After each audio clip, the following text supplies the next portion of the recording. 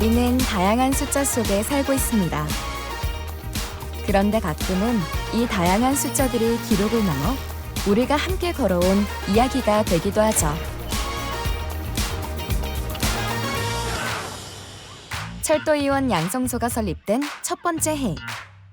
청주 자해의원의 조산부와 간호부 양성소가 설립된 10번째 이야기. 충주공업 초급 대학 개교. 기술인재 양성을 위한 58번째 해. 그 시작을 바탕으로 우리는 더 많은 꿈을 꾸기 시작했습니다. 그리고 충주대학교와 청주과학대학의 통합으로 두 학교가 하나의 방향으로 나아간 101번째 되는 해. 충주대학교가 더 많은 꿈을 실현하기 위해 일반 대학으로 전환되었던 105번째 해. 그 다음 해인 106번째. 우리는 국내 유일하게 철도 운전면허 전문교육 훈련기관에 지정된 해를 맞이하기도 했습니다. 그렇게 충주대학교와 한국철도대학이 하나가 되어 지금 우리가 부르고 있는 국립한국교통대학교라는 이름이 시작된 해, 107번째 순간. 그리고 2025년, 우리는 120년이라는 숫자 앞에 서 있습니다. 지금 우리가 보고 있는 숫자들은 단순한 기록이 아닙니다. 이 숫자들은 얼마나 많은 역사의 발자취가 지금 이 자리까지 이어져 왔는지를 말해주는 이야기입니다. 하나로 연결된 증평과 의왕, 그리고 충주 캠퍼스. 이제 우리는 또 하나의 이야기를 시작합니다. 120, 그 다음의 이야기. 우리가 함께 만들어갈 시간, Moving Forward.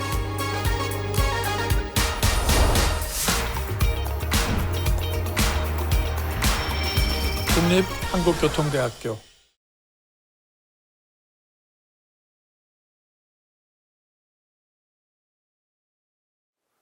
안녕하십니까. 국립한국교통대학교 총장 윤승조입니다. 바쁘신 가운데에도 이번 국립대학 육성사업 성과 발표에 참석해 주신 모든 분들께 진심으로 감사의 말씀을 드립니다. 이번 성과 발표에는 2025년도 국립대학 육성사업의 운영 성과를 점검하고 교내 구성원과 대학 관계자 여러분께 우수 사례를 공유함으로써 사업 성과를 확산시키고자 마련되었습니다. 120년의 역사를 지닌 우리 국립한국교통대학교는 미래 사회가 요구하는 맞춤형 융합 인재 양성이라는 교육 혁신 목표 아래 국립대학 육성 사업을 통해 다양한 프로그램을 운영하며 인재 양성과 지역 발전을 위해 지속적으로 노력해왔습니다. 특히 본 사업을 통해 지식 문화 중심 대학으로서의 역할을 강화하고 특화 전략 기반 자율 혁신, 대학 간 연계, 협력 강화 등 총 6개 과제 250여 개의 프로그램을 운영하며 의미 있는 성과를 거두었습니다. 이번 성과 발표에 함께 해주신 모든 분들께 다시 한번 깊이 감사드리며 오늘 공유되는 우수 사례들이 널리 확산되고 여러분의 소중한 의견이 지속적으로 반영되어 국립대학 육성 사업이 한 단계 더 도약하는 계기가 되기를 기대합니다. 앞으로도 더 나은 대학, 더 나은 미래를 만들어가는 여정에 국립한국교통대학교가 앞장설 수 있도록 변함없는 응원과 지속적인 관심을 부탁드립니다. 감사합니다.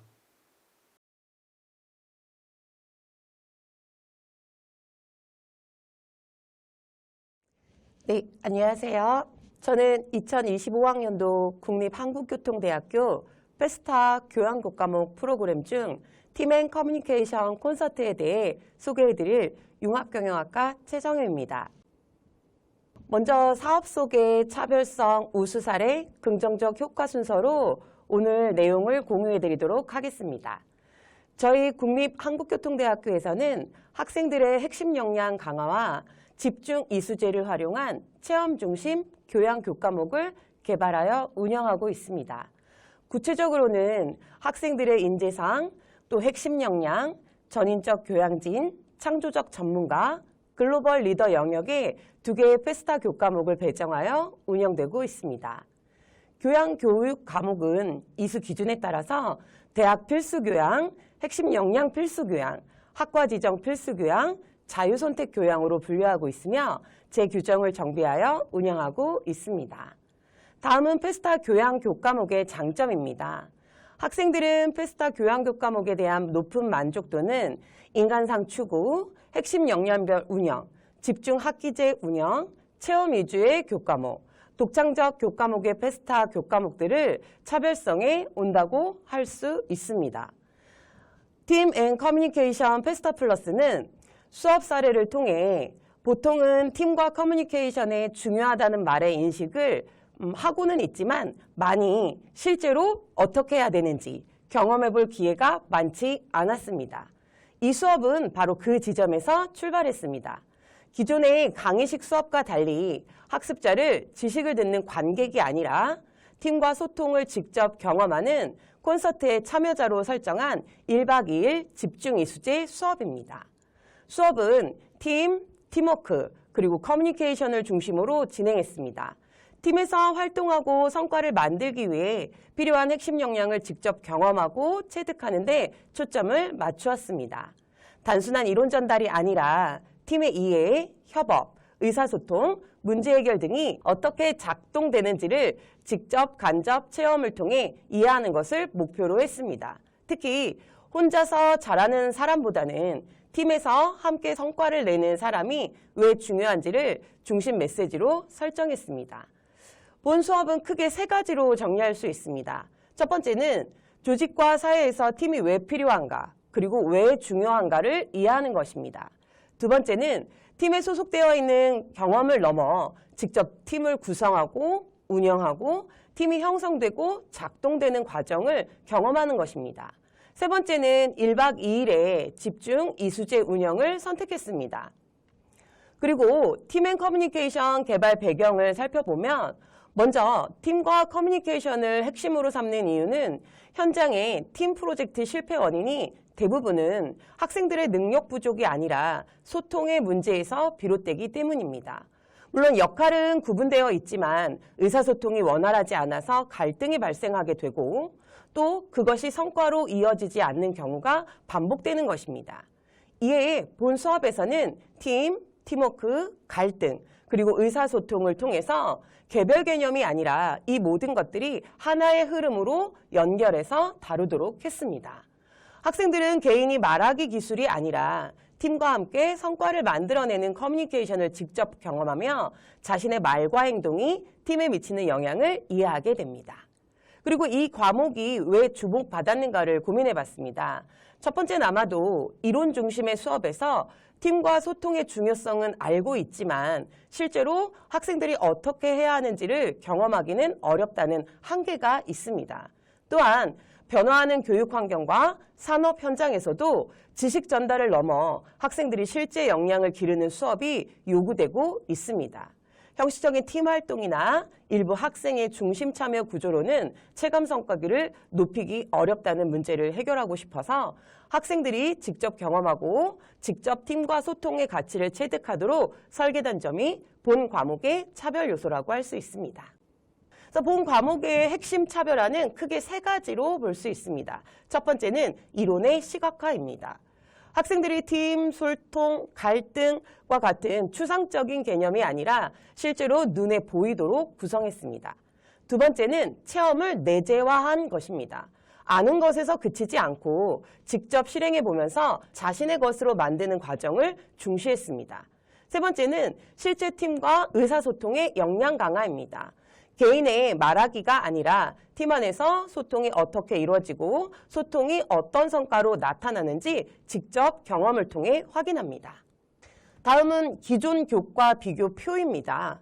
기존 교과와 본 페스타 플러스의 교과를 차이를 확인해 보면 먼저 기존 교과는 이론과 사례 중심의 수업이었다면 본 페스타 플러스는 체험과 참여 그리고 공유 중심으로 운영이 됩니다. 따라서 성과를 살펴보면 학생들이 이론 이해 수준이 아닌 행동의 변화를 설정하고 실제로 학생들이 변화하고 달라졌는가에 초점을 맞추었습니다. 그리고 콘서트형 수업 구조는 핵심은 학생이 관객이 아니라 참여자라는 점입니다. 교수자인 저는 전달자가 아니라 과정을 설계하고 흐름을 조율하는 역할을 맡았습니다. 수업은 학생들의 개인 생각에서 출발해 팀활동, 전체 공유로 확장되는 구조로 진행했으며 커뮤니케이션 활동을 중심으로 토론과 피드백이 유기적으로 연결될 수 있도록 설계했습니다. 학습 참여자 방식은 첫 번째는 비전 설정 커뮤니케이션 실습을 통해 동일한 내용이라도 말의 구조, 목소리의 톤, 학생들의 태도, 그리고 비언어적인 표현에 따라서 전달력과 설득력이 달라진다는 점을 직접 체험하게 했습니다. 두 번째는 팀 활동을 통해 역할 변화 과정을 경험하고 고정된 역할 인식에서 벗어나 상황에 따라 역할이 변화할 수 있음을 인식하게 되는 구조입니다. 그래서 이 결과를 통해 학생들의 피드백을 요약했습니다. 살펴보면 팀 활동이 왜 어려운지 처음 알았다라는 학생의 반응은 아마도 팀 활동의 어려움을 막연한 감정이 아니라 구조적으로 인식하게 되었음을 의미합니다. 또한 갈등이 생겨도 감정적으로 대응하지 않게 되었다라는 뜻은 의사소통의 방식의 변화가 실제 행동의 변화로 이어지는 점을 보여줍니다. 그리고 다른 과목 팀플에서도 활용 중입니다 라는 응답은 수업에서의 학습 경험이 교실 안에 머무르지 않고 다른 학습 상황으로 확산되고 있음을 보여주는 것입니다. 말하는 방식이 달라졌어요. 팀 내에서 내 역할과 책임을 스스로 인식하게 되었다라는 응답 등을 살펴보면 개인의 태도 변화가 팀의 성과로 연결될 수 있는 의사소통 기반이 형성되어 있음을 보여줍니다. 그리고 이러한 콘서트형 수업 구조를 통해서 학습 성과를 살펴보면 참여자가 아니라 과정의 주체자로서 팀 활동에 대한 몰입도와 책임감이 눈에 띄게 향상되었습니다. 그리고 발표와 커뮤니케이션에 대한 자신감, 자기효능감 등이 증가했으며 갈등 상황에서도 감정이 아닌 소통을 통해 해결하려는 변화가 나타났습니다. 그래서 본 과목에 팀 기반 학습과 의사소통 교육에 대한 실제적인 변화를 이끌어냈다는 긍정적인 효과가 있습니다. 학생들은 체험을 통해 배움을 내재화하고 그 결과가 실제 성과로 확산되는 변화를 만들었습니다. 특히 개인의 태도 변화가 팀의 상호작용 방식과 성과로 연결되는 과정을 학생들이 직접 경험하면서 그 성과가 의미가 있다고 할 수 있겠습니다. 그리고 학생들에게 형성된 학습 성과는 교실 안에 머무르지 않고 다양한 팀 활동과 학습 장면으로 자연스럽게 확산되었으며 실질적인 의사소통 역량도 강화되었다고 평가할 수 있겠습니다. 이러한 긍정적인 교육 효과를 바탕으로 팀앤커뮤니케이션 페스타플러스 수업 사례를 공유해드렸습니다. 본 사례가 교육 현장에서 팀 기반 학습과 의사소통 교육 발전을 모색하는 데 의미 있는 참고 자료가 되기를 바랍니다. 경청해 주셔서 감사합니다.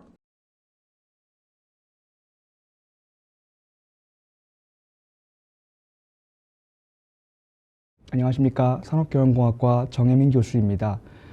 지금부터 2025학년도 전공단위 글로벌 교육 혁신 역량 강화 연수에 대한 결과 보고를 시작하겠습니다. 이번 연수는 디지털 트랜스포메이션 시대의 산업공학 교육 혁신 벤치마킹을 주제로 진행되었으며 기간은 2025년 12월 20일부터 30일까지였습니다. 발표 순서에 대해 말씀드리겠습니다. 첫째, 산업교육공학과에 대한 소개를 먼저 드리고, 둘째, 이번 연수의 주요 추진 일정을 말씀드리겠습니다. 셋째, 구체적인 연수활동 내용 및 그에 따른 시사점을 도출하고 마지막으로 연수 결과의 활용 방안을 말씀드리는 순서로 진행하겠습니다. 먼저 산업경영공학과가 어떤 학문인지 관리적이고 운영적인 관점에서 소개해드리겠습니다. 우리는 산업 현장에서 최적의 제조 과정은 무엇인가? 생산 설비를 어떻게 배치해야 효율적인가? 그리고 설비 교체 시기는 언제가 적절한가와 같은 질문을 던집니다.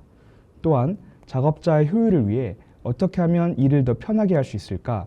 작업 시간이 얼마나 걸릴까를 고민하며 불량이 발생하지 않도록 하는 방법과 생산 라인의 이상을 발견하는 방법을 연구합니다. 나아가 컴퓨터 시스템을 활용해 생산성을 높이고 재료 공급을 최적화하며 이러한 원리를 서비스 산업에는 어떻게 적용할 것인지를 다루는 학문입니다. 산업공학의 주된 관심사는 개별 요소가 아닌 시스템 전체를 다루는 데 있습니다. 이는 나무가 아닌 숲을 보는 시각과 같습니다. 구체적으로는 제조 생산성을 높이고 산업 안전과 작업 편의성을 확보하며 품질을 향상 및 유지하는 것을 목표로 합니다. 또한 교통과 물류 시스템, 인간과 컴퓨터의 상호작용, 그리고 서비스 산업의 효율화까지 폭넓은 영역을 포괄하고 있습니다. 산업경영공학의 세부 분야를 살펴보면 산업공학이 다양한 분야에서 응용되며 실질적인 효과를 창출하는 역할을 수행한다는 것을 알 수 있습니다. 주요 세부 학문으로는 품질공학, 인간공학, 경영과학이 있으며 최근 디지털 전환과 맞물려 최적화, 시뮬레이션, 그리고 빅데이터 및 인공지능 분야가 더욱 중요해지고 있습니다. 다음으로는 이번 연수에 대한 개요를 소개하도록 하겠습니다. 이번 연수의 목적은 산업공학 및 공학교육의 혁신 사례를 벤치마킹하여 우리 대학에 도입하고자 하는 것이었습니다. 방문 대학은 샌프란시스코 주립대학교 SFSU와 캘리포니아 대학교 로스앤젤레스 UCLA 두 곳입니다. 두 대학은 각기 다른 강점을 지니고 있는데요. SFSU는 실무와 현장 중심의 교육 성격을 띠고 있으며 문제 중심 학습인 PBL과 캡스톤 디자인 방식의 교육이 활발히 이루어지고 있습니다.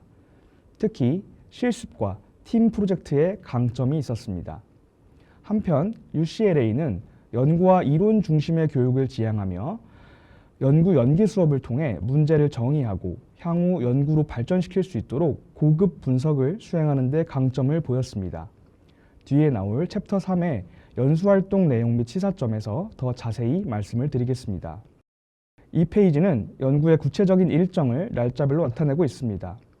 이번 연수는 2025년 12월 20일부터 30일까지 약 10일간 진행되었습니다. 여기서부터는 연수활동 내용 및 시사점에 대해서 말씀을 드리겠습니다.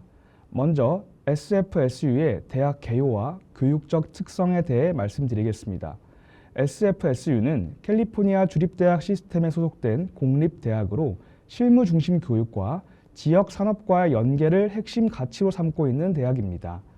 특히 공학 및 산업 관련 학문 분야에서는 전통적인 이론 중심 교육보다는 프로젝트 기반 학습, 즉 PBL과 캡스톤 디자인 중심의 교육 과정을 운영하고 있다는 점이 인상적이었습니다.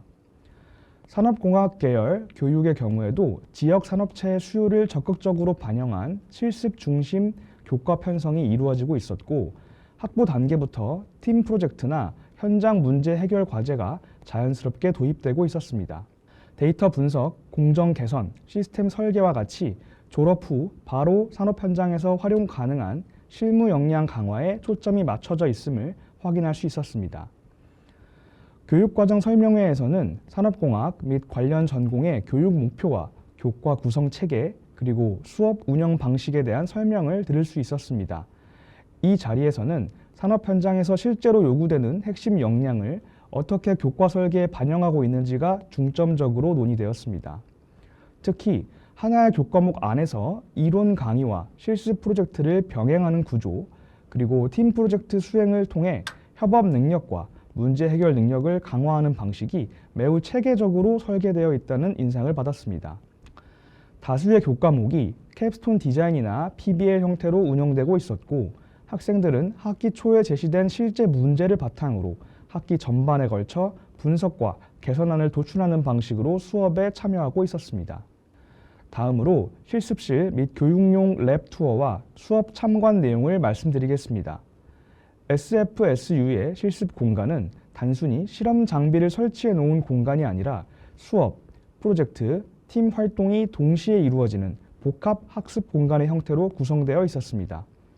실제 산업 데이터를 활용한 데이터 분석 실습 환경, 공정 시뮬레이션과 시스템 모델링을 위한 소프트웨어 기반 실습, 그리고 팀 단위 프로젝트 수행을 고려한 협업 공간이 함께 설계되어 있었습니다. 이를 통해 실습 환경이 교육 과정과 긴밀하게 연계되어 있으며 프로젝트 수행을 전제로 한 공간 설계가 교육 효과를 크게 높이고 있다는 점을 확인할 수 있었습니다. 수업 참관 결과 교수자는 일방적으로 지식을 전달하는 역할이 아니라 학생들의 프로젝트 수행을 지원하는 조력자의 역할을 수행하고 있었습니다. 학생들은 수업 시간 대부분을 토론, 분석, 그리고 결과 정리에 활용하고 있었고 능동적으로 수업에 참여하는 모습이 인상적이었습니다. 학생 인터뷰를 통해서는 프로젝트 기반 수업 경험이 전공에 대한 이해도를 높이는 데 실질적으로 도움이 되며 의사소통 능력과 협업 능력 강화에도 효과적이라는 의견을 들을 수 있었습니다. 또한 이러한 경험이 졸업 이후 산업체에 적응하는 데에도 큰 도움이 된다고 인식하고 있음을 확인할 수 있었습니다. 다음으로 UCLA 연수활동에 대해 말씀드리겠습니다. UCLA는 세계 최고 수준의 연구 중심 공립대학으로 이론적 깊이와 첨단 연구 기반 교육을 바탕으로 산업공학 분야의 글로벌 인재 양성을 목표로 하고 있습니다. 공학 및 데이터 사이언스 관련 교육은 최신 연구 성과를 신속하게 반영한 고급 이론 중심 교육을 특징으로 하며 AI, 시뮬레이션, 최적화, 시스템 분석 등 첨단 분야를 중심으로 교육 내용이 구성되어 있었습니다. 또한 학부와 대학원을 연계한 연구 및 프로젝트 운영이 활발히 이루어지고 있었습니다. SFSU가 실무와 현장 중심 교육에 강점을 둔다면 UCLA는 연구 기반 문제 정의 능력과 고차원적 분석 역량 강화에 초점을 두고 있다는 점에서 두 대학의 교육 방향이 뚜렷하게 대비된다는 인상을 받았습니다. 교육과정 설명회에서는 최신 연구 성과를 교과 내용에 반영하는 체계, 데이터 사이언스, AI, 최적화, 시스템 분석 중심 교육 강화, 그리고 학부와 대학원의 연계 연구 및 프로젝트 운영이 강조되었습니다. 이를 통해 학생들은 이론 학습과 동시에 실제 연구 문제를 직접 접할 수 있는 기회를 갖고 있었습니다. 연구실 및 실습 환경 투어를 통해서는 UCLA가 보유한 연구 인프라와 교육 환경을 직접 확인할 수 있었습니다. 각 연구실은 명확한 연구 주제를 중심으로 운영되고 있었으며 학부생들도 연구팀의 일원으로 참여하여 데이터 분석, 모델 개발, 실험 설계 등의 역할을 수행하고 있었습니다. 학생들이 단순히 결과를 따라가는 것이 아니라 문제 정의부터 가설 설정, 분석, 해석에 이르는 연구 전 과정을 경험하도록 유도하고 있다는 점이 인상적이었습니다. 또한 UCLA 세미나를 참관한 결과 세미나는 고난도의 이론 설명뿐만 아니라 실제 사례 분석, 토론, 그리고 개별 과제 수행으로 구성되어 있었습니다. 학생들은 교수자의 질문에 대해 자신의 분석 결과를 논리적으로 설명해야 했으며 이러한 방식이 비판적 사고 능력과 문제 해결 역량을 효과적으로 강화하는 교육 방식이라고 판단되었습니다. 지금까지의 연수 내용을 바탕으로 도출한 시사점을 정리하면 다음과 같습니다. 첫째, 실습 및 프로젝트 중심 교육과 연구 기반 교육 간의 균형이 필요하다는 점입니다. SFSU의 실무 중심 교육과 UCLA의 연구 중심 교육은 상호 배타적인 관계가 아니라 서로 보완적인 관계에 있으며 본 학과의 산업경영공학 교육에서도 두 요소를 단계적으로 결합할 필요가 있다고 판단됩니다. 둘째, 문제 정의 능력 중심의 교육이 중요합니다. 단순한 문제풀이 위주의 교육에서 벗어나 학생 스스로 문제를 정의하고 해결 전략을 수립하는 교육 방식으로의 전환이 요구됩니다. 셋째, 학생들의 주도적이고 능동적인 문제 해결 능력을 효과적으로 지원할 수 있도록 산업체와 학습자 간의 교류 구조를 개선할 필요가 있습니다. 넷째, 교육 인프라와 교육 과정의 연계 설계가 중요합니다. 실습 공간, 연구실, 협업 공간은 단순한 시설이 아니라 교육 방식과 함께 설계되어야 한다는 점을 이번 연수를 통해 확인할 수 있었습니다.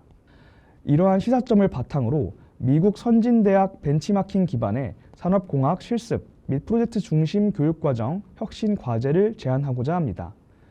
본 과제의 목표는 산업공학 분야에서 AI 융합 실습 교과목의 산학 연계를 강화하고 자기 주도형 PBL 수업을 체계화하는 데 있습니다. 또한 피드백 기반의 유연한 PBL 수업 구조를 정립하고 실습 프로젝트 중심의 선순환 교육 체계를 마련하는 것을 목표로 하고 있습니다. 첫 번째로 실습 및 프로젝트 중심 교과목 운영 체계를 구축하고자 합니다. 이를 위해 이론 강의만으로 운영되는 교과목은 지양하고 교과목 단위에서 실습과 프로젝트를 필수적으로 포함하는 방향을 제안합니다. 구체적으로는 전공 교과목에 미니 프로젝트나 실습 모듈을 단계적으로 도입하고자 합니다. 스마트 생산 시스템, 예측 애널리틱스, 빅데이터 분석 등 AI 융합 교과목을 우선 대상으로 선택하여 집중적으로 운영하는 방안을 고려하고 있습니다. 두 번째 적용 방안으로는 캡스톤 디자인 교과목을 2학기 연속 과정으로 확장하는 방안입니다. PBL 케이스 스터디를 명확하게 명세화하여 가상의 산업체 문제, 요구사항, 데이터, 그리고 해답 구조를 사전에 설계하되 배포용 자료에는 해답을 포함하지 않는 방식으로 운영하고자 합니다. 1학기에는 팀 단위 문제 해결을 중심으로 프로젝트를 수행하고 방학 기간 동안 산업체와의 접촉과 피드백 그리고 현실 데이터를 획득하도록 합니다. 2학기에는 이를 바탕으로 문제 해결을 고도화하고 산업체 인턴십이나 후속 과제로 연계하는 구조를 구상하고 있습니다.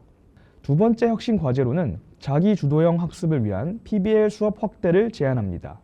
이 과정에서 교수자의 역할은 기존의 렉처러에서 퍼실리테이터로 전환됩니다. 팀워크를 강조하고 24시간 개방된 학습 공간과 보드, 전자칠판 등 학습 기자재를 적극 활용할 수 있도록 지원하고자 합니다. 또한 자기 주도형 학습을 촉진하기 위해 교수자는 참고 문헌, 샘플 코드 등 학습에 필요한 다양한 리소시스를 제공하는 역할을 수행하게 됩니다. 세 번째로는 연구 연계 교육 및 학생 참여 확대입니다. 학부 단계에서의 연구 경험은 학생들의 문제 정의 능력과 분석 역량을 크게 향상시키는 중요한 요소로 작용합니다. 이를 위해 PBL 수업의 촉진제로서 학부 연구생 제도를 적극 활용하고자 합니다.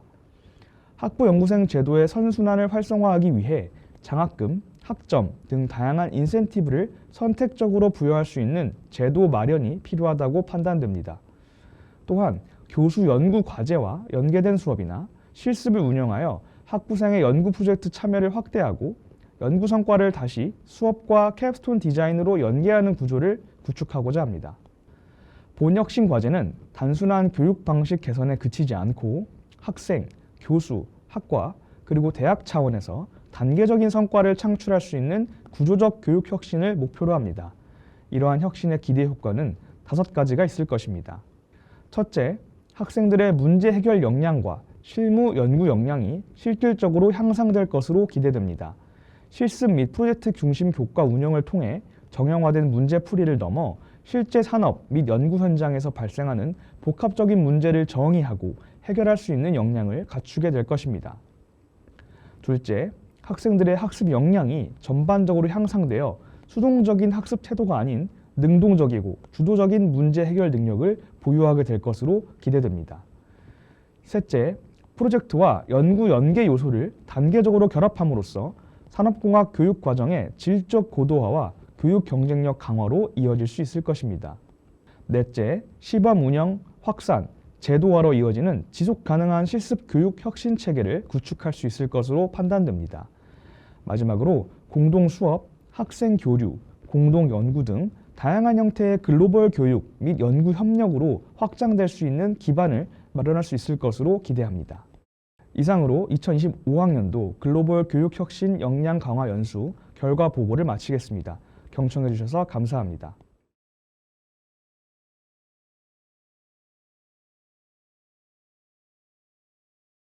안녕하십니까. 지금부터 유랩 꿈꾸는 학생을 위한 연구실 지원 사업에 참여한 글로빛나의 성과 발표를 시작하겠습니다. 먼저 글로빛나를 소개하겠습니다.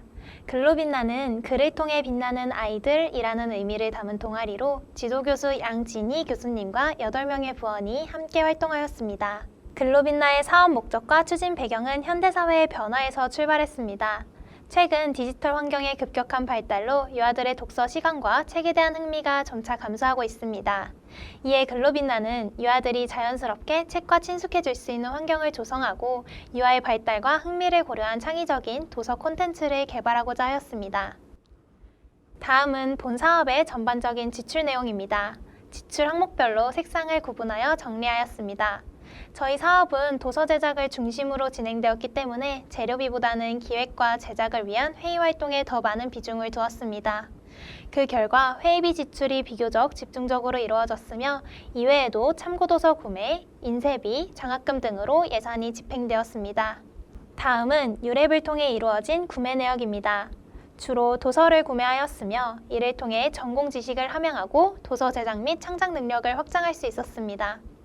또한 다양한 연구 및 실천 사례를 접하며 비판적인 사고를 강화할 수 있었습니다. 이어서 주요 목표 성과입니다. 창작 그림책을 제작하고 현장에 적용하였으며 이를 디지털 콘텐츠로 확장하고 완성된 그림책은 인쇄를 마친 후 지역 유아교육기관에 기증을 준비하고 있습니다. 이러한 목표를 달성하기 위해 정기적이고 집중적인 회의를 진행하였습니다. 보시는 것처럼 다양한 회의를 통해 기획, 제작, 수정, 적용 과정을 단계적으로 논의하며 사업을 운영하였습니다. 이제 위에서 간단히 언급한 목표별 성과를 자세히 살펴보겠습니다. 먼저 창작 그림책 5권을 제작하였습니다. 여기서 의미 있는 점은 주제의 다양성입니다. 의사소통, 자기이해, 건강 등 주제를 각각 다르게 구성하였으며 예를 들어 배가 안 아파요는 유아가 자신의 몸 상태를 이해하고 건강한 생활 습관을 형성할 수 있도록 돕는 내용을 담고 있습니다. 이러한 제작 동화책을 통해 유아들이 경험할 수 있는 교육적 의의를 확장하고자 하였습니다. 다음은 창작 그림책의 다양한 활용 형태 중 하나인 용판 동화입니다. 기존 동화책의 내용을 일부 각색하여 제작하였으며 유아의 흥미를 끌 수 있는 시각적 요소, 단순한 등장인물 구성, 자연스러운 동선, 그리고 무엇보다 연령에 적합한 난이도를 가장 중요하게 고려하였습니다. 이렇게 제작한 용판 동화를 충주중앙탑초 병설유치원에서 현장 적용해 보았습니다. 이 과정에서 가장 중점을 둔 부분은 실감나는 구현이었습니다. 의의로는 유아들이 평소 디지털 스토리텔링 동화나 실물 그림책 위주로 책을 접해왔던 것과 달리 처음 접하는 형태의 동화 활동을 경험할 수 있었다는 점입니다. 그 결과 유아들의 집중도가 매우 높게 나타났습니다. 다음은 디지털 콘텐츠 관련 활동입니다. 전문 디지털 강사님을 초청하여 AI 활용 교육을 3강에 걸쳐 진행하였습니다. 이는 예비 유아교사로서 급변하는 디지털 환경 속에서 AI를 어떻게 보조적이고 교육적으로 활용할 수 있는지에 대해 직접 배우고 고민해 볼 수 있었던 의미 있는 시간이었습니다. 마지막 주요 목표는 독서 문화 확산입니다. 제작을 완료한 동화책을 인쇄하여 협력 유아교육기관에 기증하고 SNS를 통해 동화책과 스토리텔링 콘텐츠를 공유함으로써 더 많은 사람들에게 독서 경험이 확산될 수 있도록 하고자 합니다. 지금까지 성과를 위해 어떠한 과정을 거쳤는지 전체 흐름을 한눈에 정리해 보겠습니다. 첫째, 문제인식 단계에서 현대사회의 문제를 탐색하고 유아 관점에서 주제를 선정하였습니다. 둘째, 준비 및 연구 단계에서는 관련 서적 탐독과 유아 발달 조사를 진행하였습니다. 셋째, 제작 및 실행 단계에서 동화책 제작, 디지털 교육, 인쇄본 완성을 이루었습니다. 마지막으로 확산 및 선정 단계에서 결과 공유와 SNS 확산을 준비하고 있습니다. 향후 발전 방향입니다. 사업 종료 이후에도 글로빛나는 활동을 지속하며 다양한 주제의 동화책 제작과 현장 적용을 이어갈 예정입니다. 또한 AI 활용을 더욱 적극적으로 시도하여 여러 형태의 교육 콘텐츠로 확장하고 SNS 활성화를 통해 학부모와 교육 관계자에게 활동을 공유하고자 합니다. 사업 운영의 의의 및 효과입니다. 본 사업을 통해 현대사회의 문제를 인식하고 이를 실천 가능한 활동으로 모색하는 계기가 되었습니다. 관련 서적 탐독, 유아조사 활동을 통해 유아 발달 단계에 대한 이해 및 심화, 유아의 눈높이에서 문제를 해결하려는 역량이 강화되었습니다. 무엇보다 지원을 통해 동화책을 실제 인쇄본으로 완성하며 성취감을 느낄 수 있었고 외부 강사 초청을 통해 관심 주제에 대한 전문적인 학습 기회를 확보할 수 있었습니다. 이러한 경험은 구성원들의 전문 역량과 학문적 자신감을 동시에 향상시키며 구성원 간 협력 기반을 마련함으로써 글로빛나의 지속가능한 성장 가능성을 확립시켰다는 것에 의의를 지닙니다. 마지막으로 아쉬웠던 점입니다. 타 지역 출장 계획이 있었으나 활동지 선정과 부원 간의 일정 조율 어려움으로 추진하지 못한 점이 아쉬움으로 남습니다. 또한 도서 제작에 집중하다 보니 예산 활용 범위가 다소 제한적이었다는 한계도 있었습니다. 이상으로 글로빛나 성과 발표를 마치겠습니다. 지금까지 스스로 모이고 스스로 움직이는 동아리 글로빛나였습니다. 감사합니다.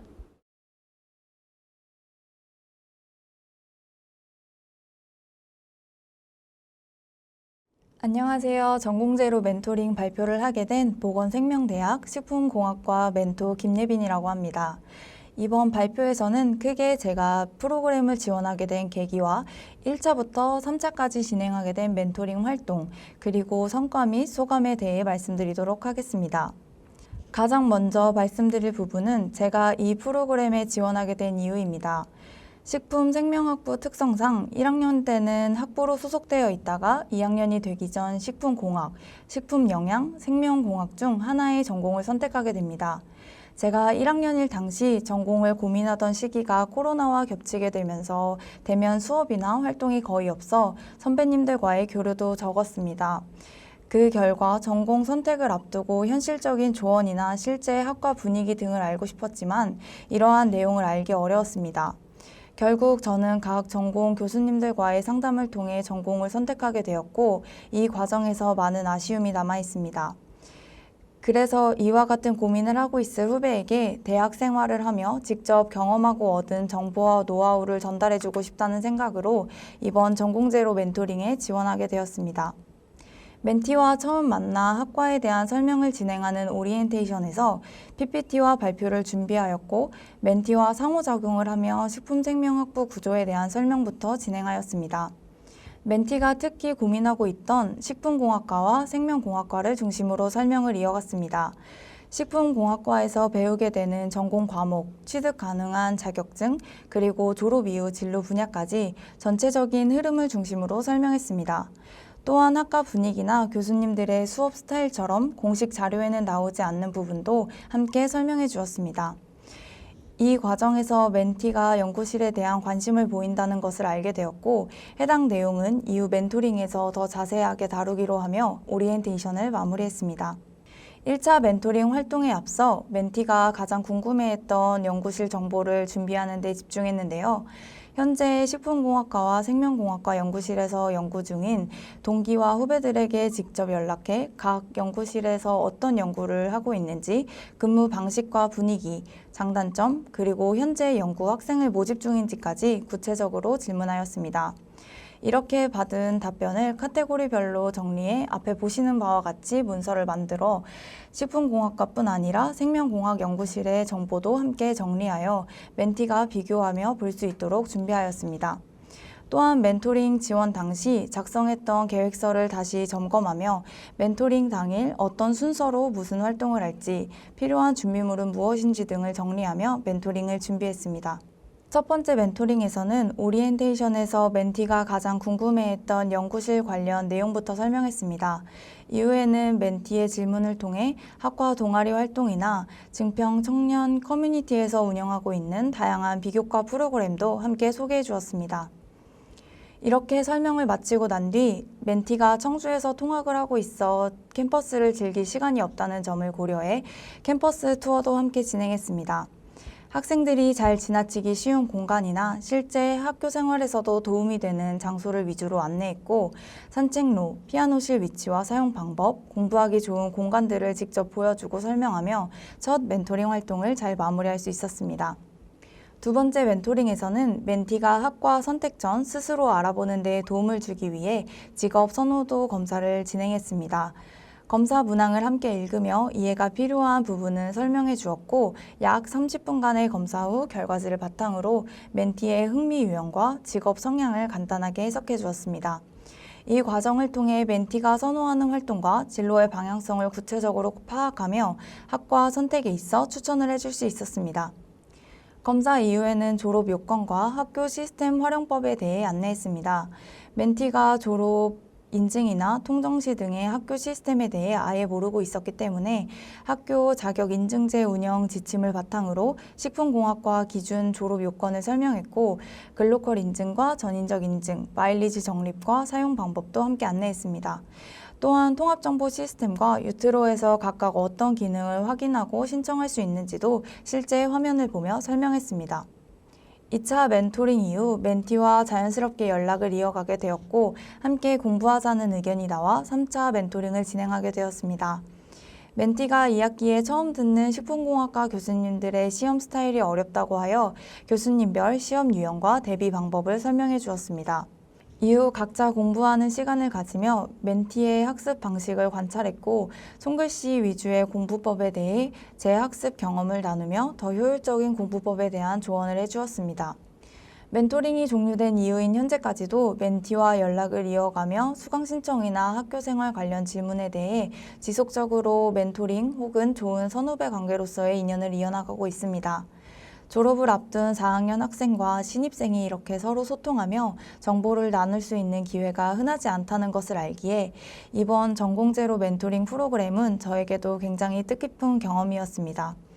특히 2차 멘토링이 끝난 뒤 캠퍼스를 함께 걸으며 이 시간과 함께 멘토링했던 경험을 잊지 못할 것 같다라는 멘티의 말을 들었을 때 이번 활동의 의미와 보람을 크게 느낄 수 있었습니다.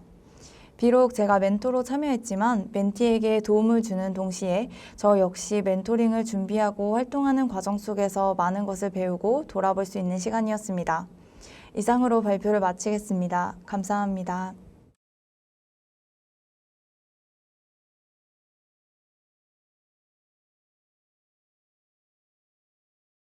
안녕하십니까. 기계공학과 김성진입니다. 2025년 국립대학 육성산업 성과발표회에서 국제공동 캡스톤 디자인에 대해 알려드리고 참여 경험을 공유하려고 합니다. 발표 순서는 국제공동 캡스톤 디자인이란 국제공동 캡스톤 디자인의 진행 과정, 인상 깊었던 점, 참여 후기를 중심으로 발표하겠습니다. 국제공동 캡스톤 디자인이란 무엇인가? 국제공동 캡스톤 디자인, 줄여서 GCDP는 캡스톤 디자인의 모든 과정을 태국 옥림 라자망갈라 대학교 학생들과 우리 대학 학생들이 팀을 이뤄 진행합니다. 또한 타 대학교 학생들과도 같이 진행하기에 다양한 사람들을 만나고 교류할 수 있습니다. 매년 특정 주제를 가지고 진행하고 있으며 문제를 선정하고 해결책을 제시하고 최종적으로는 아이디어를 직접 구현할 수 있는 종합 프로그램입니다. 국제공동 캡스톤 디자인의 진행 과정에 대해 말씀드리겠습니다. GCDP는 약 8개월간 단계적으로 진행합니다. 먼저 1월 초 동계 캠프에서는 태국에 방문하여 태국 학생들과 처음 만나 팀을 구성하고 친해지는 시간을 가집니다. 이후 주제를 선정하고 문제 해결 아이디어를 구체화하여 발표를 진행합니다. 복귀 후 1월부터 7월까지는 자료조사와 부품 구매를 진행하게 되며 본격적으로 작품 제작에 들어갑니다. 그리고 8월 초 학예 캠프에서는 태국 학생들이 한국에 방문하여 함께 작품을 완성하고 최종 발표를 진행합니다. 마지막으로 심사를 통해 수상이 이루어지고 프로그램을 공식적으로 수료하게 됩니다. 인상 깊었던 점에 대해 말씀드리겠습니다. 이번 GCDP 활동회에서 인상 깊었던 점은 크게 3가지가 있습니다. 먼저 첫 번째는 다국적 교류 경험입니다. 태국 학생들 및 타 대학 학생들과의 만남을 통해 다양한 사람들과 소통하는 유익한 시간을 가질 수 있었습니다.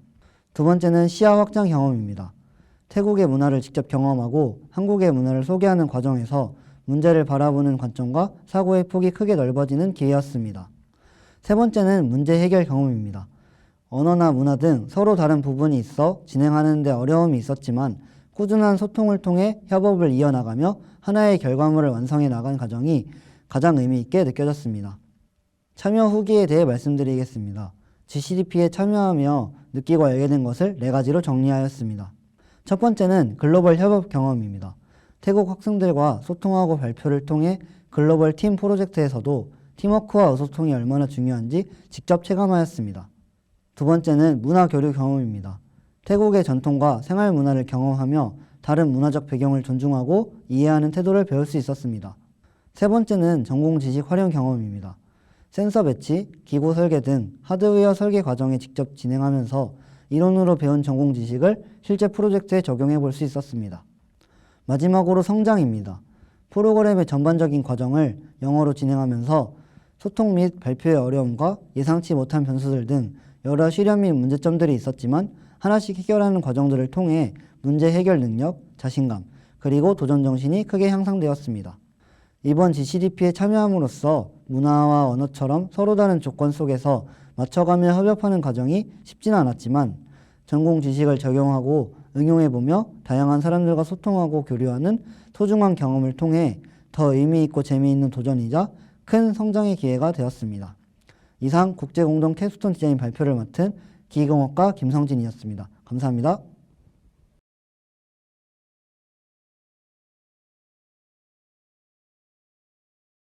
안녕하세요. 저는 2025년 IDF 크루 활동에 참여한 기계공학과 문정혁입니다. 지금부터 2015년 아이디어 드림 팩토리 IDF의 운영 성과를 핵심 지표와 운영 프로그램, 그리고 크루 활동 및 시작품 제작 사례 중심으로 간단히 발표해 드리겠습니다. 먼저 IDF는 디지털 기술 기반 제조 장비들을 개방해서 누구나 창작, 구상, 개조 같은 작업을 직접 해볼 수 있는 공간입니다. 단순히 장비만 사용하는 곳이 아니라 다양한 사람이 모여 지식을 공유하고 문제를 함께 해결하는 소통의 공간이자 창작의 공간이라는 점이 IDF의 가장 큰 존재 이유라고 생각합니다. 다음으로는 2025년 IDF의 주요 성과 지표입니다. 누적 방문자 수는 5,050명, 3D 레진 프린터와 같은 공학 장비는 40종 이상, 전동 드라이버와 같은 공구는 100종 이상을 운영했습니다. 또한 11건의 다양한 공학교육 프로그램을 운영했고 추가적으로 11건의 지역사회 기반 프로그램 또한 진행하였으며 교내, 지역 모두에서 참여 기반을 넓혔습니다. 올해는 기술 트렌드에 맞춘 주제로 실습 중시의 공학교육 프로그램을 3가지 방향으로 운영했습니다. 먼저 3D 프린터 모델링을 기반으로 3D 프린터 자격증 과정과 3D 모델링 역설계를 통해 기초 제작 역량을 다질 수 있도록 하였습니다. 다음으로 로봇 모빌리티 제작 프로젝트로 AGV, 로봇암 제작, 아두이노 기반 스마트 모빌리티를 운영해 기획부터 구동까지 완성 경험을 만들 수 있도록 도왔습니다. 마지막으로 AI와 코딩을 접목한 융합 교육으로 AI 활용 파이썬 등을 통해 제작 활동에 AI와 코딩을 실제로 접목해 보도록 구성했습니다. 기초 제작, 프로젝트 완성, 디지털 융합 효름을 통해 배우는 것에서 만드는 것까지 이어지게 운영했습니다. IDF는 교내뿐 아니라 지역사회 활성화를 위한 공예, 창작 프로그램도 총 10일에 운영했습니다. 하루 공예 교실, 여름 창작 교실 등으로 시민들과 함께 만들기를 경험할 수 있게 했고 사진처럼 조명, 소품과 같이 결과물이 남는 프로그램을 통해 참여 만족도를 높이며 모든 회차를 성황리에 마무리했습니다. 다음은 IDF 크루입니다. IDF 크루는 다양한 학과 학생들이 함께 모여 IDF 공간 운영과 이용을 돕는 역할을 하고 있습니다. 활동을 시작하기 전에 장비별 사전 교육을 먼저 이수해 기본 안전수칙과 운영 기준을 충분히 익힙니다.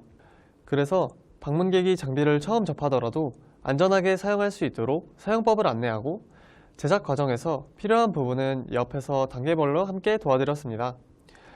또 팀 단위로 시작품 제작과 행사 운영에도 참여하면서 장비 운영 능력은 물론 문제 해결력과 팀워크까지 실전으로 키울 수 있었습니다. 제가 속해 있던 팀의 시제품은 IDF 안내 키오스크입니다.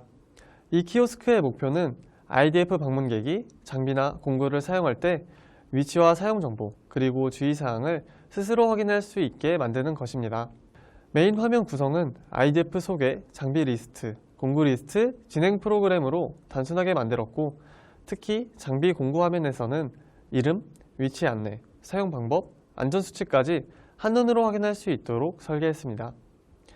이렇게 정보를 한 화면에서 연결해 보여주면서 사용자는 장비 공구 찾는 시간을 줄이고 사용 전에 안전수칙과 사용법을 확인해 오사용을 예방할 수 있도록 했습니다. 또 공구는 반납 위치까지 함께 안내되기 때문에 반납 과정에서 생기는 혼선과 실수를 줄이고 결과적으로 분실 위험을 낮추는 효과도 기대할 수 있습니다. 또한 IDF에서 진행하는 프로그램 안내를 함께 제공해 자연스럽게 홍보하며 참여로 이어지도록 돕습니다. 다음은 크루 활동 사례입니다. 저희는 컵 전사기 장비를 활용해서 방문객이 원하는 사진이나 이미지를 머그컵에 직접 프린팅해드리는 방문 이벤트를 운영했습니다. 현장에서는 단순히 출력만 하는 것이 아니라 이미지 확인부터 제작 과정 안내까지 함께 진행해서 처음 참여하시는 분들도 쉽고 재미있게 체험하실 수 있도록 구성했습니다. 이 이벤트는 2회 운영했고 총 225명의 방문객에게 머그컵 제작을 제공했습니다. 단순 체험이 아니라 IDF 장비를 친숙하게 만들고 재방문을 유도하는 참여형 프로그램이었습니다. 또 다른 활동으로는 국립한국교통대학교 주최 메이크 보트 챌린지라는 업사이클 경진대회에서 운영 보조로 참여했습니다. 참가자들이 업사이클 재료로 배를 만들고 실제로 시연하는 과정에서 IDF 크루원들은 현장 안내와 진행 흐름 보조, 그리고 체험 시연이 안전하고 매끄럽게 이어지도록 옆에서 지원했습니다.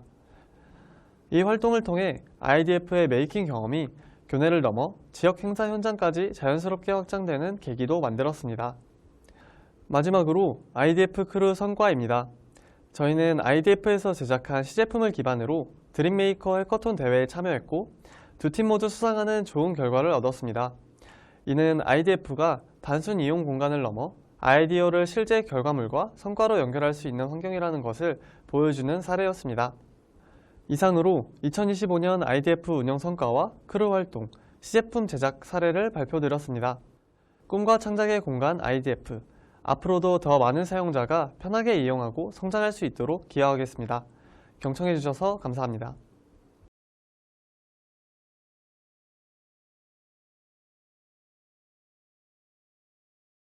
안녕하십니까. 2025학년도 2학기 진로탐색학점제 결과보고 발표를 맡은 팀 타설의 정석 총무 건축공학과 임효성입니다.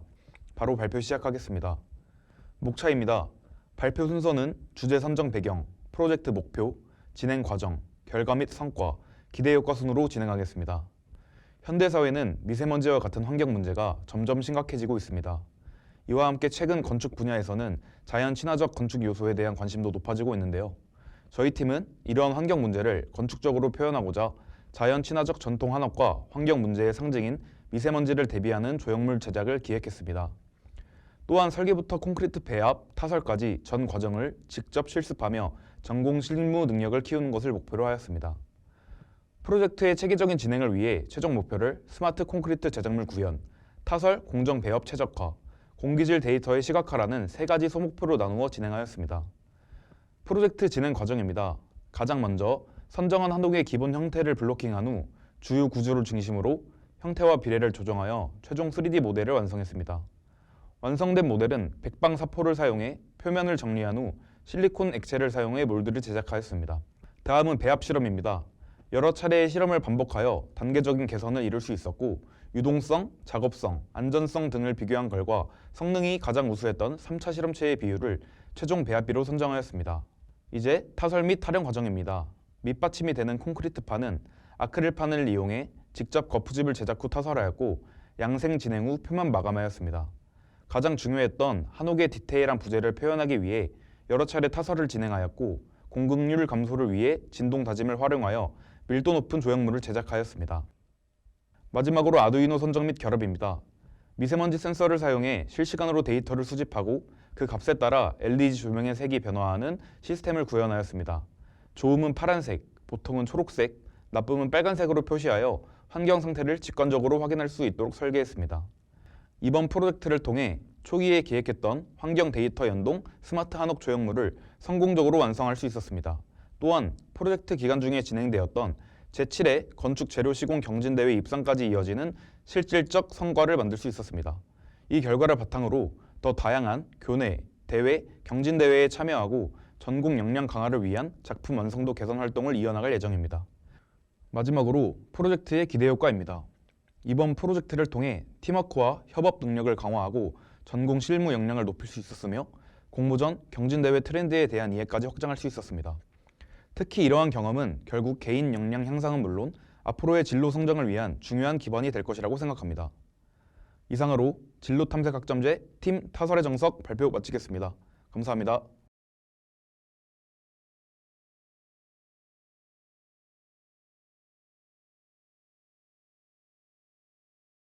안녕하세요. 사회기반공학 전공 임서연입니다. 지금부터 국립한국교통대학교 학생상담센터 또대상담 프로그램에 대한 성과 발표를 시작하도록 하겠습니다. 목차는 다음과 같이 구성되어 있습니다. 본격적인 발표에 앞서 또대상담자의 정의에 대해 간단히 설명드리겠습니다.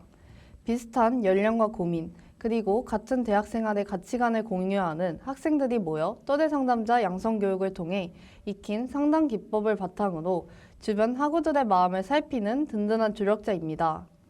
우리는 같은 눈높이에서 학우들이 겪는 심리적, 학업적 어려움에 깊이 공감하고 지지하며 혼자 고민하던 시간들을 함께의 시간으로 바꿔 나갑니다. 이러한 과정을 통해 학우들이 대학생활에 더 잘 적응하고 소속감을 느낄 수 있도록 돕는 것이 또대상담자의 가장 큰 가치이자 역할입니다. 또대상담은 단순한 상담이 아닌 함께 성장하는 과정, 대학생활 적응을 도와주는 다리이자 건강한 캠퍼스, 공동체 생활을 이끄는 활동입니다. 다음으로 또대상담자를 도전하게 된 계기에 관해 말씀드리겠습니다. 예전 소심한 성격으로 하고 싶은 말도 잘 못했던 저를 변화시켜준 그날의 위로처럼 저도 누군가의 자그마한 빛이 될 수 있을까 제가 받은 긍정적인 에너지와 온기를 혼자 고민하며 힘들어하는 학우들과 같이 나누며 상대의 처지를 먼저 헤아리는 조력자 같은 또래 상담자가 되고 싶어 도전하게 되었습니다. 다음은 또래 상담자의 역할을 말씀드리겠습니다. 첫째, 먼저 다가가 친구가 되어줍니다. 소외된 학우에게 먼저 건네는 따뜻한 손길과 관계의 문턱을 맞추는 든든한 친구가 되어줄 수 있습니다. 둘째, 친구의 고민에 대해 진심으로 공감하고 경청합니다. 전문적인 대화법을 통한 내면의 이해와 진심으로 듣고 답하는 상담자가 되어줄 수 있습니다. 셋째, 실질적인 도움으로 친구를 도와줍니다. 공동체 리더십을 기반으로 문제 해결을 같이 고민하고 전문 기관을 이어주는 안전한 다리 역할을 할 수 있습니다.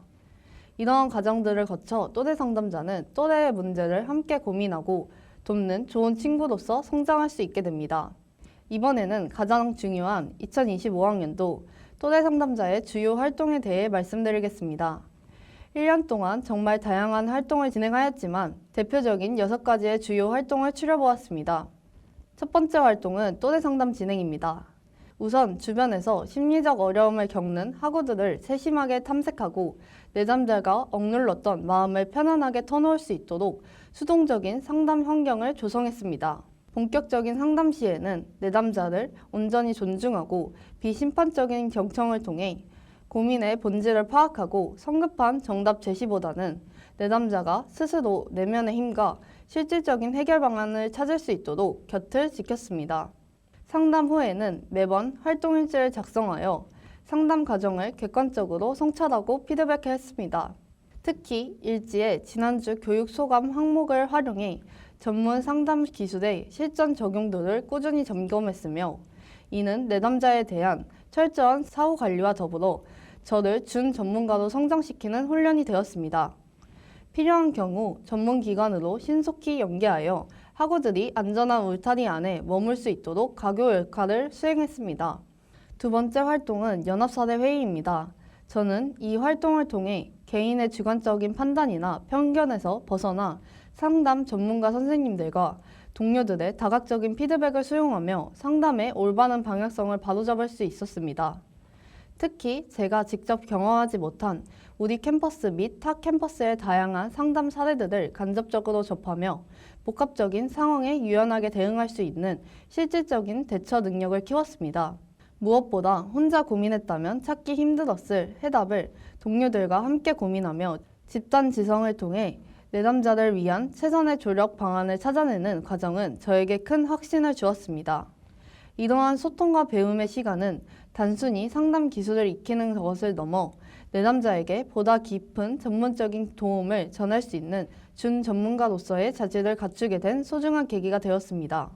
세 번째 활동은 활동일지 작성입니다.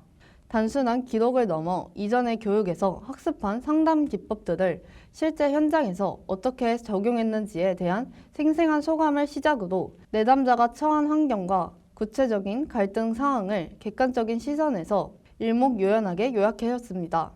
또한 상담 중 오갔던 주요 대화와 그때 제가 사용한 전문적인 상담 방법들을 세밀하게 기록하였으며 진행 과정에서 스스로 느꼈던 한계점과 보람, 그리고 내담자의 긍정적인 반응 변화까지 놓치지 않고 담아냈습니다.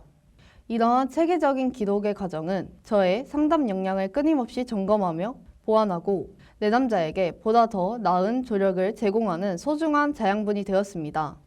네 번째 활동은 또래 상담자 양성 교육입니다. 저는 교육을 통해 나의 작은 관심과 관찰이 위기에 처한 학우를 지키는 가장 첫 번째 심리적 안전망이 될 수 있음을 깊게 체감하며 상담자로서 막중한 사명감을 얻었습니다. 특히 단순히 곁을 지키는 막연한 위로를 넘어 체계적인 상담 기법을 학습하며 이를 실질적인 전문적 조력으로 승화시키는 귀중한 과정을 경험했습니다. 준비된 지식과 전문성이 내담자에게 얼마나 큰 확신과 삶의 용기를 줄 수 있는지 깨달았으며 이론이 경험으로 바뀌는 이 시간은 저 스스로가 한 명의 상담자로서 단단히 뿌리를 내릴 수 있던 소중한 성장의 시간이었습니다. 다섯 번째, 역할극을 통한 이해입니다.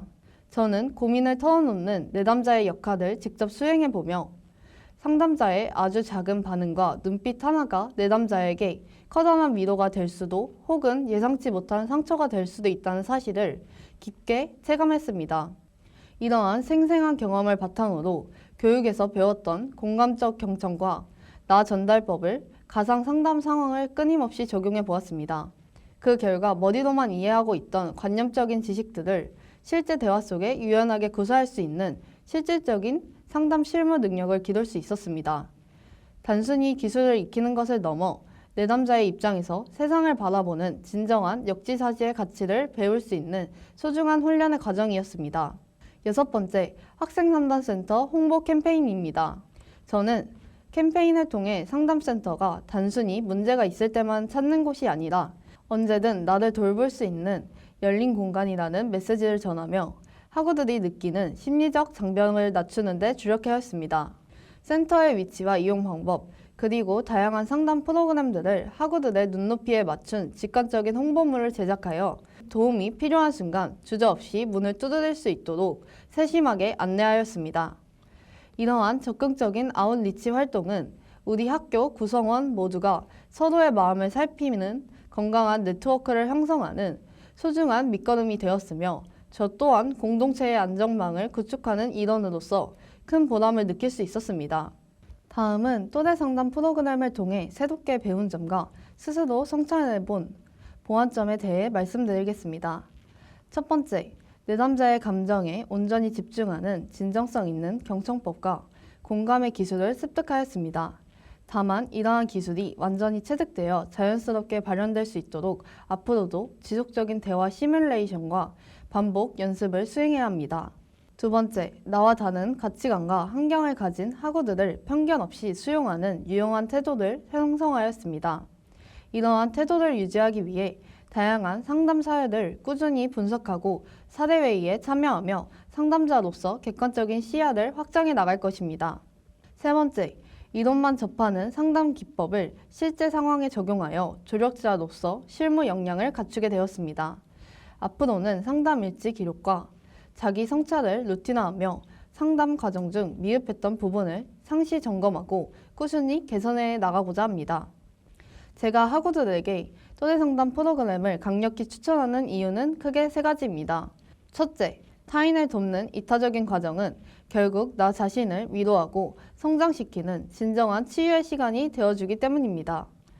누군가의 손을 잡아주기 위해 내민 나의 손을 통해 오히려 저의 내면이 더 단단해지고 깊어지는 특별한 경험을 할 수 있었습니다. 둘째, 학생상담센터라는 든든한 전문가 자원을 직접 경험하고 대학생활의 심리적 문턱을 낮추고 스스로의 마음 건강을 돌보는 법을 배울 수 있습니다. 이는 단순히 한 학기의 활동으로 끝나는 것이 아니라 앞으로의 대학생활 전반을 건강하게 영위해 나갈 수 있는 강력한 힘이 됩니다. 마지막으로 진정성 있는 소통을 통해 우리 공동체를 더 따뜻하게 변화시키는 부드러운 리더십을 함양할 수 있습니다. 경청과 공감으로 사람의 마음을 움직이는 법을 배우며 저는 이전보다 훨씬 더 넓은 포용력과 따뜻한 시선을 가진 사람으로 성장할 수 있습니다. 마지막으로 프로그램을 마치며 저는 또래 상담 본질이 무엇인지 다시 한번 깊게 성찰해 보았습니다. 그리고 저는 제가 경험한 또래 상담을 돋보기라고 정의하고 싶습니다. 돋보기가 아주 작은 글씨를 선명하게 비추내듯 또래 상담자는 학우들이 미처 밖으로 꺼내지 못한 작은 고민의 조각들까지 세밀하게 들여다보는 존재이기 때문입니다. 때로는 막연한 불안 뒤에 숨겨진 진심이 무엇인지 함께 탐색하고 혼자서는 도저히 찾기 힘들었던 마음속 답을 선명하게 비추어내는 길잡이가 되어주기도 합니다. 한 사람의 목소리에 온 마음을 다해 집중함으로써 내담자 스스로도 보지 못했던 내면의 가능성을 함께 찾아내는 것. 그것이 바로 제가 한 해 동안 실천하고자 했던 돋보기 같은 또래 상담의 모습입니다.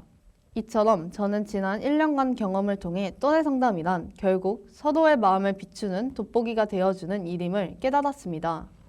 혼자서는 참아 보지 않는 깊은 진심을 함께 발견하고 그 빛으로 서로를 성장시키는 이 따뜻한 동행에 앞으로도 기꺼이 함께하겠습니다. 경청해 주셔서 감사합니다.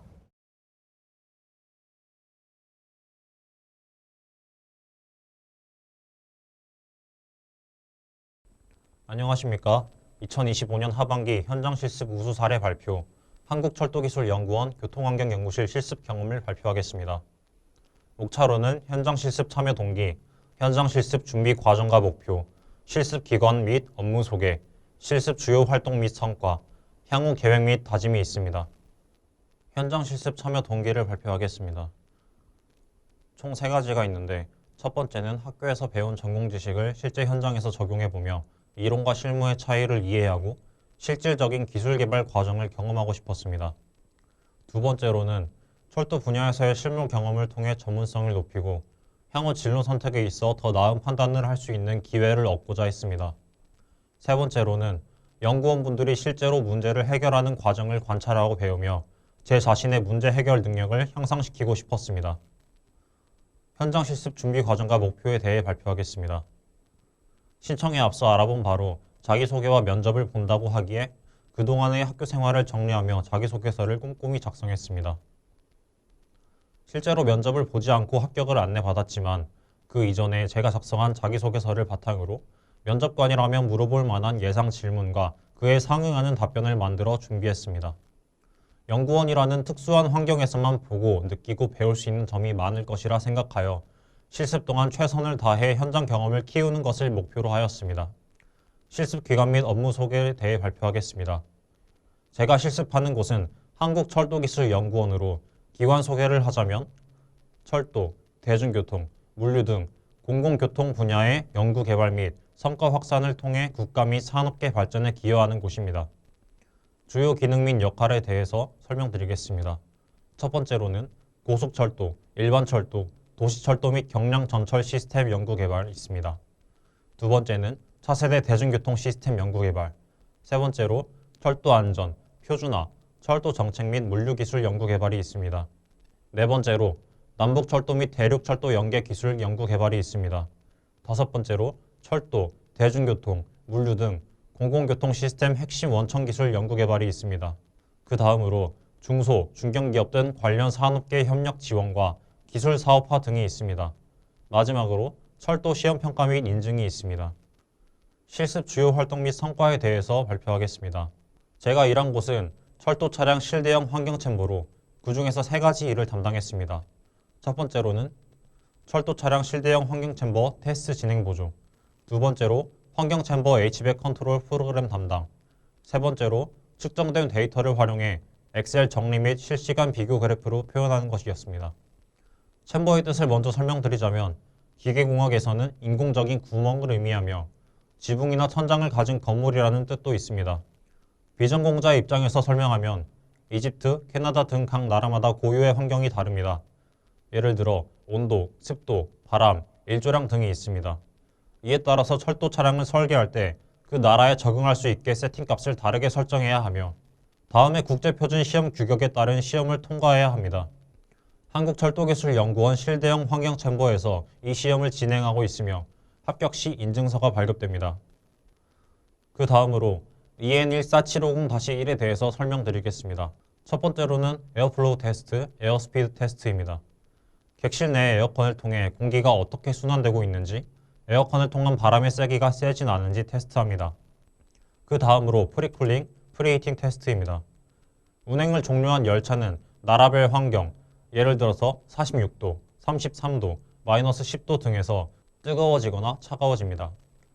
다시 운행을 재개하기 전에 객실 내 온도를 빠르게 낮추거나 높이는 데 필요한 조건들을 테스트합니다.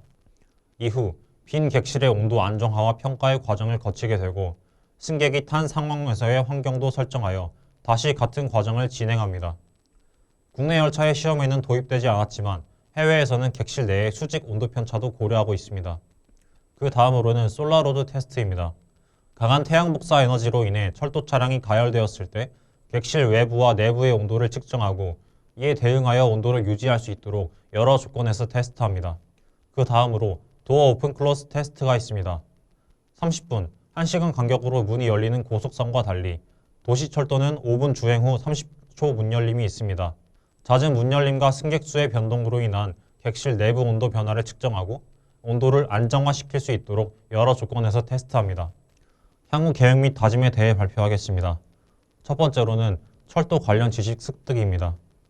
환경연구실에서의 경험을 통해 철도와 관련된 환경 문제를 이해하고 이를 해결하기 위한 방법론을 학습합니다.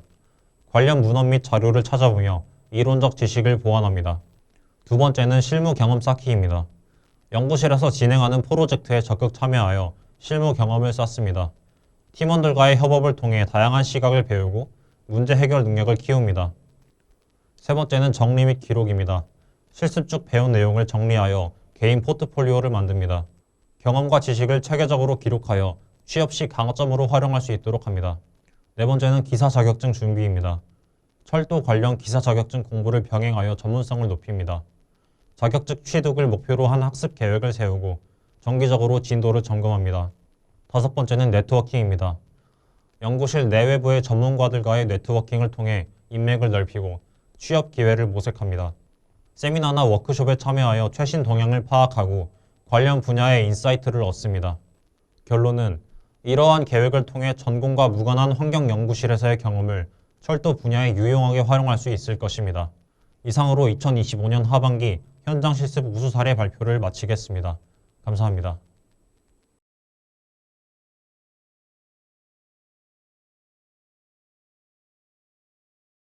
안녕하십니까. 트라이앵글 동계 캠프 발표를 맡은 도시교통공학 전공 이서준입니다. 발표는 트라이앵글 캠프 소개, 활동 내용, 아이디어 소개, 그리고 소감 순으로 진행하겠습니다. 트라이앵글 캠프는 국립대학 육성 사업의 일환으로 3개의 국립대학이 협력하여 진행한 특별한 프로그램입니다. 국립항공교통대학교, 국립군산대학교, 국립한반대학교가 참여하였으며 AI 기반 데이터 활용 능력 향상과 창의적 사고, 그리고 문제 해결 역량 강화를 목표로 운영되었습니다. 각 대학의 전공과 강점을 살려 학생들이 서로의 지식과 경험을 공유할 수 있도록 구성되었으며 단순한 이론 학습을 넘어 필드 트립과 같은 실전 중심의 워크숍도 함께 진행되었습니다. 이를 통해 학생들은 지역의 문제를 직접 발견하고 팀원들과 소통하며 생성형 AI를 활용해 현실적인 해결 아이디어를 도출할 수 있었습니다. 트라이앵글 캠프는 향후 창업이나 실무 역량을 기르는 데에도 큰 도움이 되는 의미 있는 플랫폼이라고 생각합니다. 다음은 활동 내용입니다. 1일차에는 LG 사이언스파크 견학과 피막골 일대 로컬 트립을 진행하였고 2일차에는 생성형 AI 특강 아이디어 고도화를 위한 융합 솔루션 도출 워크숍 그리고 링캠퍼스 기반의 사업 계획서 작성을 진행하였습니다. 이 중 LG 사이언스파크와 로컬 트립에 대해 조금 더 자세히 설명드리겠습니다. LG 사이언스파크입니다. 보안상의 이유로 내부 촬영은 불가능했지만 LG 사이언스파크 내 위치한 여러 계열사와 함께 로봇, 인공지능, 디스플레이 등 다양한 기술을 한눈에 살펴볼 수 있는 갤러리를 견학하였습니다. 이를 통해 기술 혁신과 소통의 중요성에 대한 인사이트를 얻을 수 있었고 LG라는 기업에 대해 조금 더 깊이 이해할 수 있는 좋은 기회가 되었습니다. 해당 사진은 인사동의 쌈짓길입니다. 구도심의 전통적인 매력과 현대적인 문화가 공존하는 서울 종각 피막골 일대에서 로컬 트립을 진행하였습니다.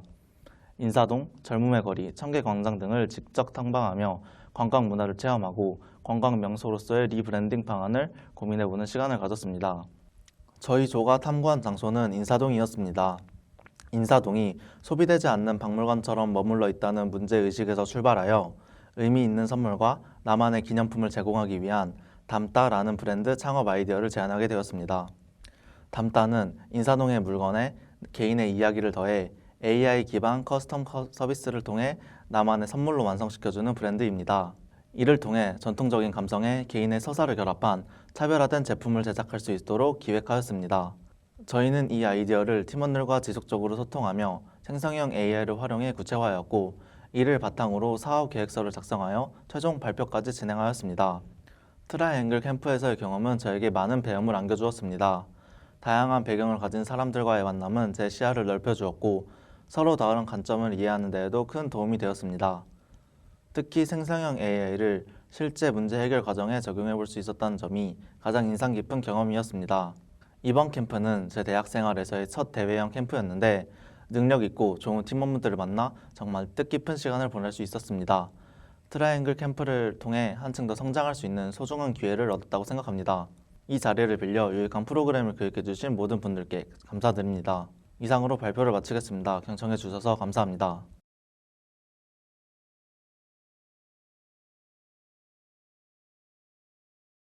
안녕하십니까. 2025학년도 에듀시터 튜터링 성과 발표를 맡은 컴퓨터 마스터팀 팀장 박종현입니다. 같이 활동하는 팀원은 김태훈, 민경훈, 염한선 학생이며 지금부터 저희 튜터링 활동 내용과 성과를 말씀드리겠습니다. 먼저 저희가 어떤 계기로 튜터링에 참여하게 되었는지 지원 동기를 말씀드리고 이후 팀 목표, 학습 전략, 수업 방식 및 운영 규칙, 그리고 활동 결과 순으로 발표를 진행하도록 하겠습니다. 저희가 튜터링에 지원하게 된 가장 큰 계기는 제가 대학 생활에서 자기주도 학습의 어려움을 직접 경험했기 때문인데요. 1학년 때 혼자 공부하면서 학습 의욕이 쉽게 떨어지고 그로 인해서 성적에 대한 아쉬움이 남았던 경험이 있었습니다. 이러한 경험을 바탕으로 후배들이 같은 시행착오를 겪지 않도록 함께 공부하며 동기부여를 받을 수 있는 환경을 만들어주고자 지원하게 되었습니다. 저희 팀 목표는 크게 두 가지입니다. 첫 번째, 컴퓨터 활동 강의의 전반적인 이해도와 성적 향상입니다. 체계적인 학습을 통해 TT들의 강의를 잘 따라올 수 있도록 돕는 것을 목표로 했습니다. 두 번째, 강의 내용을 컴퓨터 활용 능력, 자격증 취득까지 연계하여 추후 실무에서 바로 활용할 수 있는 기초 사무 능력을 기르는 것입니다. 강의의 성적 향상뿐만이 아닌 학습 내용을 토대로 자격증을 취득하여 취직에 조금이나마 도움이 되는 활동으로 남기 위해서 2차 목표를 설정하였습니다. 학습을 하기 전에 컴퓨터 활용 강의의 특징을 먼저 분석하였습니다. 저희는 실습 비중이 높은 컴퓨터 활용 강의의 특성을 분석하였으며 컴퓨터 활용 강의에는 특징은 매주 실습 중심으로 진행하며 실습한 과제를 매주 제출하는 시스템이었습니다. 이는 학생들의 집중도를 높이며 실습을 통해서 경험을 쌓고 또한 실습한 과제가 남아있어 복습하기 아주 용이했습니다. 저는 매주 실습한 과제가 있다는 것에 초점을 맞춰 TT들에게 먼저 강의하여 경험했던 내용을 튜터링 시간에 복습을 진행하는 것이 도움이 많이 된다고 판단하였습니다. 이를 바탕으로 학습 효과를 높이기 위해서 세 가지 핵심 전략을 적용하였습니다. 첫 번째, 과제 기반 복습으로 이해도를 점검했고 두 번째, 튜티가 직접 설명하는 순차적인 발표 방식을 활용하였습니다. 세 번째, 자격증 교재를 활용해 강의 내용과 실무를 동시에 익힐 수 있도록 구성하였습니다. 수업 방식은 총 세 가지 챕터가 있는데요. 우선 첫 번째 챕터입니다. 튜터링은 항상 제출한 과제 설명으로 시작했습니다. 시험에 자주 출제되는 핵심 포인트를 중심으로 질문을 던지고 튜티가 직접 설명하도록 하여 집중도를 높이면서 수업을 진행하였습니다. 다음 사진은 과제에 설명한 한 장면입니다. 앞서 말씀드린 것처럼 페이지별로 작성하는 방법, 튜티들에게 질문하면서 개념 확인 및 복습을 하며 진행하였습니다. 수업 방식 챕터 두 번째입니다. 매주 과제 설명이 끝난 후 튜터링 시작 전 튜티 설명이 돌아가면서 발표를 진행했습니다.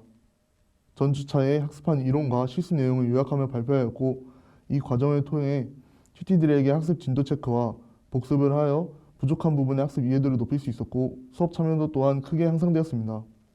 다음으로는 챕터 세 번째 마지막 부분인 교재를 통한 실습 수업입니다.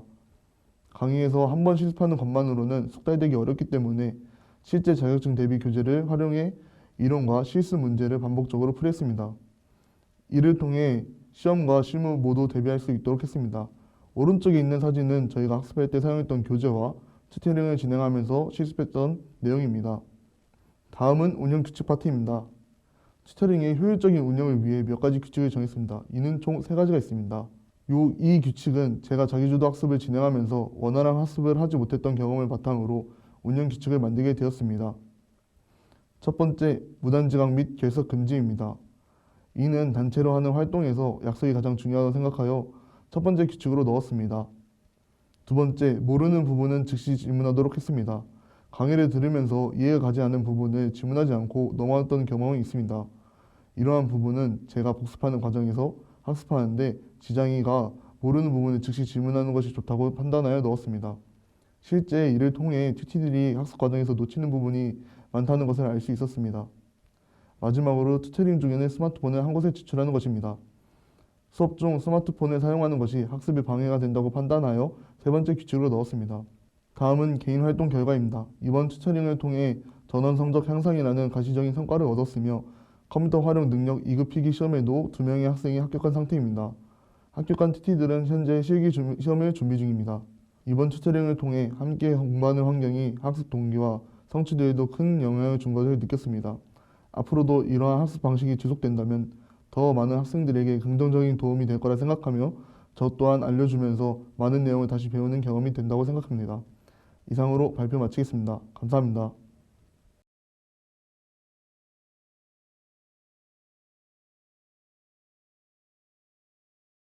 네, 안녕하십니까. IR센터장 박강문입니다. 오늘 저는 우리 대학의 글로컬 30 특성학과 사업 성공을 위한 IR 성과관리 시스템 구축 성과와 향후 계획에 대해서 말씀드리고자 합니다. 목차는 다음과 같습니다. 먼저 배경을 말씀드리고 주요 수행 내용을 말씀드리겠습니다. 그 후에 향후 계획을 간단히 말씀드리고 마치도록 하겠습니다. 잘 아시다시피 현재 우리 대학은 충북대와의 통합을 목표로 글로컬 30 사업을 수행하고 있습니다. 이 사업의 일환으로 월드클래스, 미래첨단, 지산학연, 글로벌 등 4가지 유형의 특성화 학과를 육성을 하고 있습니다. 이를 위하여 각 학과의 수요를 기반으로 특성화 계획을 수립하여 진행 중에 있었고, 이 사업은 단순한 지원이 아니라 각 학과가 스스로 수립한 특성화 계획과 그리고 지표를 반드시 달성해야 하는 막중한 과제를 안고 있습니다. 이 학과 특성화 사업은 월드클래스 학과, 미래첨단 특화학과, 지산학연 협력학과, 그리고 글로벌 특화학과의 4개의 유형을 가지고 있습니다. 각 유형들별로 달성해야 하는 지표가 상이하기 때문에 학과 특성화를 추진하고 있는 학과들은 우리 학교의 IR 시스템을 활용해서 타 대학교의 유사학과들과 비교를 하고 자율적으로 달성 지표를 설정을 하였습니다. 이 과정에서 저희 IR센터는 타 대학교의 유사학과들과 비교를 쉽게 할 수 있도록 시스템을 정비하고 관련된 기능들을 제공할 수 있도록 하였습니다. 이번 사업은 성과 관리가 그 어느 때보다도 중요하다고 할 수가 있습니다. 필수 지표를 미달성 시엔 지정이 취소가 되고, 그리고 핵심 지표를 미달성 시엔 차년도에 50% 감액, 그리고 자율 지표를 미달성 시에는 10%에서 30%까지 차등 감액이라는 강력한 페널티가 있기 때문입니다. 하지만 기존의 단편적인 통계 시스템으로는 이 복잡한 유형별 목표와 지표를 효과적으로 추적하고 관리하는 데 한계가 있었습니다. 기존의 통계 시스템은 단편적 통계 시스템이었기 때문에 다차원 매트릭스 지표가 필요했습니다. 그리고 통합관리 체계가 부재하고 있다는 문제도 있었습니다. 이에 IR센터는 위기를 선제적으로 방어하고 성과를 극대화하기 위해 특성화 유형별 KPI 모니터링 시스템을 새롭게 구축하였습니다. 이 시스템은 가장 큰 강점은 비교와 분석입니다. 단순히 우리 학과의 데이터만 보는 것이 아니라 거점 국립대 평균 데이터와 우리 대학의 선택 학과를 직접 비교할 수 있는 시스템을 제공을 하고 있습니다. 화면에 보시는 것처럼 정원 내 재학생 충원율, 전임교원 1인당 교외 연구비 등 핵심 지표에서 우리 학과의 위치를 객관적으로 파악하고 연도별 추이를 시각화하여 성과 흐름을 한눈에 볼 수 있게 만들어 두었습니다. 또한 IR센터는 단순한 데이터 제공을 넘어서 학과의 실질적인 성장을 돕는 데이터 기반의 의사결정 지원 체계를 마련했습니다. 총 4단계로 구성된 이 프로세스는 학과의 현황 데이터를 제공하는 것에서 시작하여서 과거 실적과 역량을 분석해 실현 가능하면서도 도전적인 목표를 수립할 수 있도록 컨설팅을 제공을 합니다. 나아가 학과가 세우는 목표가 타당한지 데이터로 검증을 하고, 그리고 이 일을 달성하기 위한 구체적인 전략 로드맵 수립까지 지원을 하고 있습니다. 마지막으로 향후 계획입니다. IR센터는 2026년 상반기까지 수집된 1차 년도 성과 데이터를 정밀 분석하여 각 학과의 강점과 약점을 명확히 진단하겠습니다. 이를 바탕으로 2에서 3차 년도 목표를 정교하게 재설정하고 논문 실적이나 국제 교류처럼 준비 기간이 긴 중장기 지표들을 지금부터 선제적으로 관리해 나가도록 하겠습니다. 네, 감사합니다.